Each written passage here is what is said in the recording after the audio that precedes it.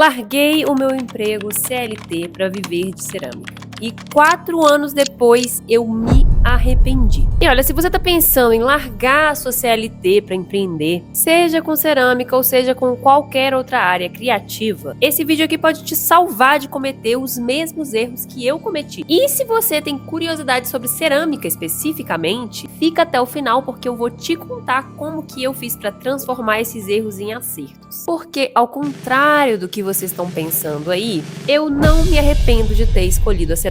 Não, na verdade eu me arrependo de ter ficado quase 2 anos rodando igual uma barata tonta, sem direção e completamente frustrada, e sem saber como construir o que eu realmente queria construir na cerâmica. E se eu soubesse o que eu vou compartilhar com vocês agora, nada disso teria acontecido. Olha só a diferença. Essa daqui é uma das primeiras peças que eu fiz quando eu decidi começar a trabalhar com cerâmica. E essa daqui, dá uma olhada. Esse é o meu trabalho de agora. E não, a diferença não é só técnica, gente. Ela é muito mais profunda do que isso. E olha, todos os arrependimentos que eu vou compartilhar aqui estão completamente conectados com essa transformação. E agora eu vou te mostrar como que isso funciona na prática. Então, vamos lá.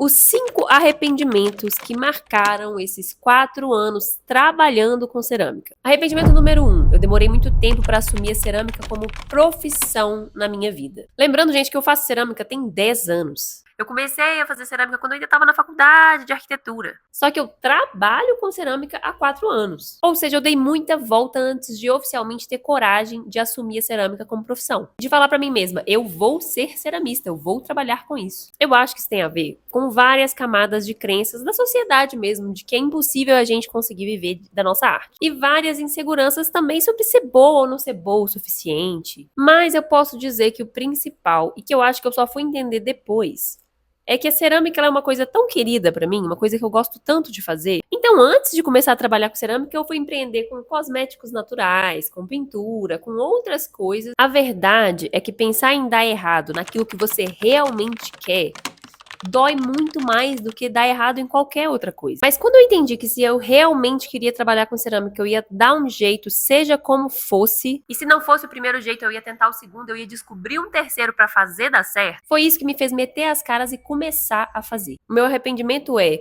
deixar o meu medo de dar errado ter me feito começar a correr atrás do que eu realmente queria muito mais tarde do que eu poderia ter começado. O meu segundo arrependimento é ter começado pensando de uma forma extremamente comercial. Eu olhava e eu pensava o que vendia fácil. Como uma pessoa completamente perdida e completamente insegura sobre o que significava na prática trabalhar com arte, eu estruturei absolutamente tudo que eu pretendia fazer, desde as peças que eu ia fazer até o tipo de aula que eu ia dar, com base no que as outras pessoas faziam e pronto. Sem muita reflexão se aquilo era uma coisa que se encaixava no estilo de vida e no jeito de fazer cerâmica que realmente eu queria fazer. Então eu olhava o Instagram, eu olhava o que estava bombando, eu olhava o Pinterest, e eu sempre pensava, é isso que eu preciso fazer e mostrar para as pessoas. E o resultado é que eu virei uma copiadora profissional. As minhas peças, elas não tinham nada meu. Elas só eram uma réplica das coisas que todo mundo estava fazendo. E no final eu estava tão perdida que eu não fazia a menor ideia de como encontrar um direcionamento dentro das tantas possibilidades. Então eu não sabia direcionar o meu trabalho como ceramista. E isso me deixou rodando igual barata tonta, como eu falei pra vocês. O meu terceiro arrependimento nesses 4 anos é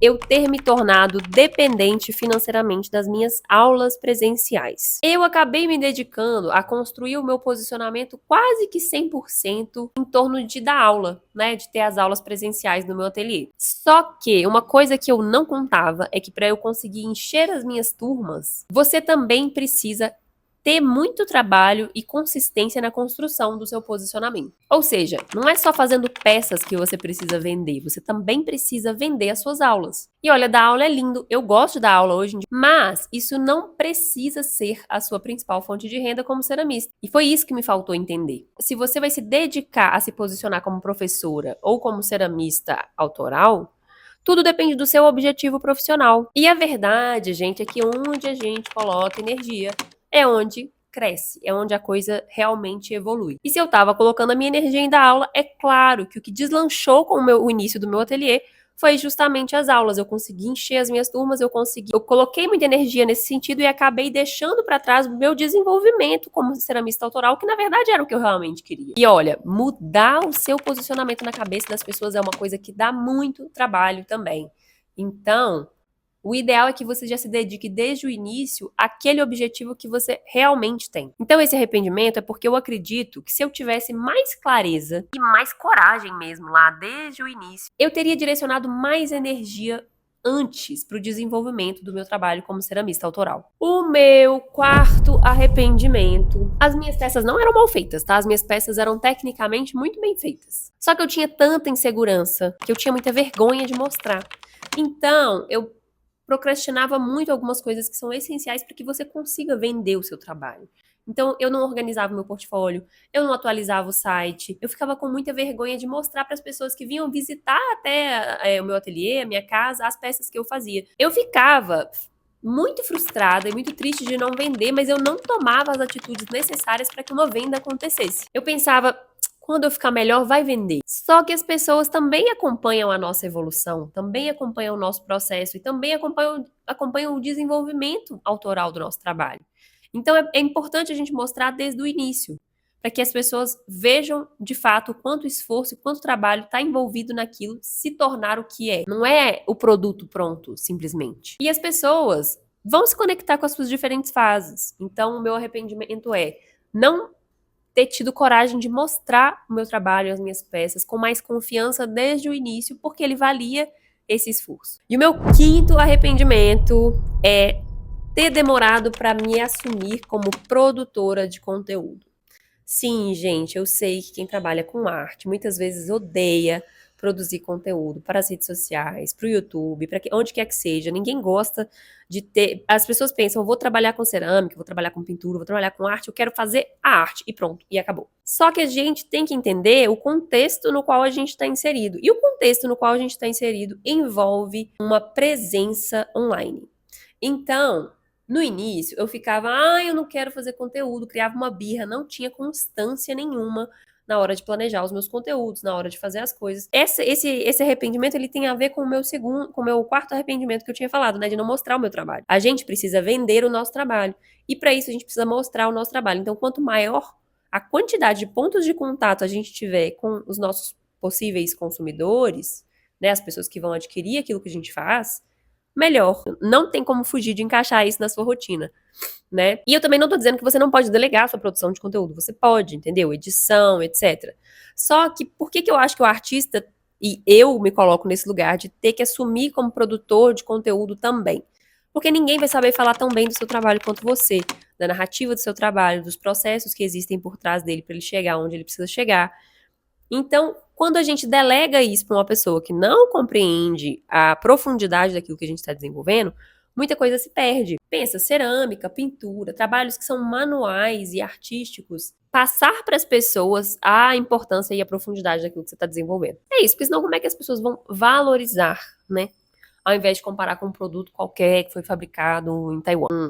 Um sexto ponto chave nessa história é que eu aprendi, acho que talvez do jeito mais lento, de que não existe liberdade criativa, que a gente não consegue se expressar de verdade se a gente não tiver método. Eu estar perdida, eu não saber como mostrar o meu trabalho, não saber como registrar, tudo isso está envolvido com o fato de que eu não tinha um método, não tinha processos, né, estabelecidos. Eu saía fazendo as minhas artes da forma como eu achava da minha cabeça, intuitivamente, e não tinha um processo organizado, né? E a verdade é que conseguir colocar nossa arte no mundo, viver dela, ter retorno financeiro e ser sustentável todo esse trabalho, envolve que a gente tenha clareza e estratégia sobre aquilo que a gente está desenvolvendo. Eu gostaria de ter feito isso um pouco antes, mas acho que com o tempo mesmo e com a minha experiência eu acabei conseguindo sistematizar um processo e um método tanto para eu desenvolver as minhas artes de forma autoral e de uma forma estruturada e consistente, de uma forma que eu não me bloqueasse mais criativamente, não ficasse mais paralisada na hora de desenvolver a minha arte, mas que eu também desenvolvesse isso de uma forma estratégica, pensando